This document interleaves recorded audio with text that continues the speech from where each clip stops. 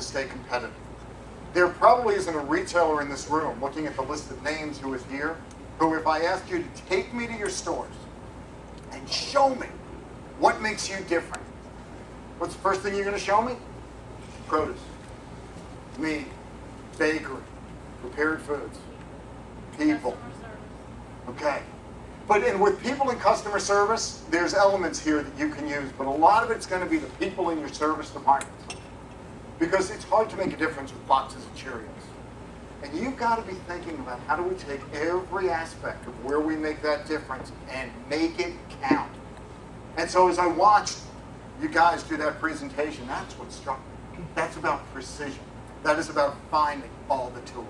John and I both live in the Washington, D.C. area.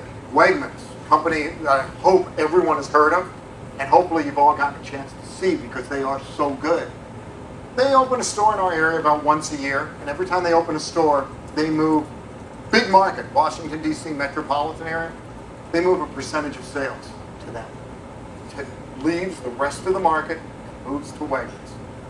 That is a dynamic change. And we see this happening with a lot of companies. This is a time of winners and losers. This is a time if you sit back, if you're not thinking about how are we going to change, invest, build, get stronger, this is a time to be run over. This is Katy Perry work. Because shoppers come into our stores, and sometimes they're here. In certain aisles of the store, I want nutrition, I want the best for my family. They can walk 5 feet in the same store, and suddenly they're here. I'm going to take the item that's absolutely cheapest, or I'm here. I want the thing that's a time saver. So this balance goes on with them again and again. And the challenge that you have is as you look at your store and you look at your shoppers, you have to be thinking of a diagram like this and what's sitting on their minds. And say, when they come to us, what are they thinking?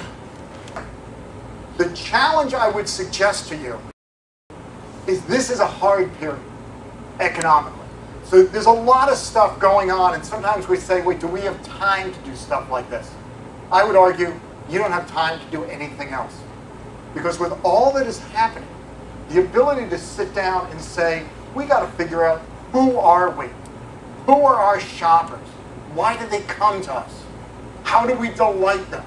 And there's a lot of discussion going on again about who are the shoppers you don't want.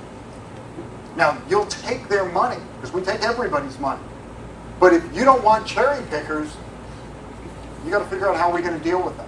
If you don't want people who are coming in who are just on one item need, you've got to take care of that. But how you go through this, challenge yourself.